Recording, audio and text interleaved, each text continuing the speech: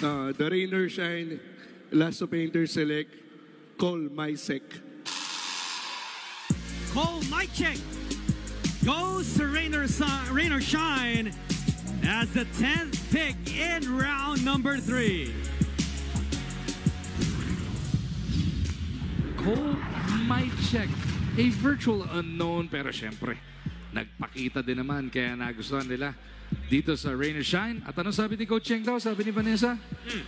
Kailangan pogi sa Rain or Shine. So candidate to parang ilasto pogi rin. Sabi ni Vanessa yun. Ito ayun 6-1. Alam mo, I had a chance to talk to Coach Caloy Garcia and I was asking him, ang daming manlalaro ba kailangan ng isa pang team? Ang sabi niya, well, they have to fight for a roster spot and the reason is marami rin naman silang players who have expiring contracts. So talaga maglalabanan. Yung mga players na nandoon na ngayon, hindi pa sila secured, hindi pa sila nakakasigurado, lalong-lalo na itong influx ng mga rookies sa kanilang kupunan. Ba't ka sasama sa stage para sumalubong? Also, he played for the Macau Black Bears.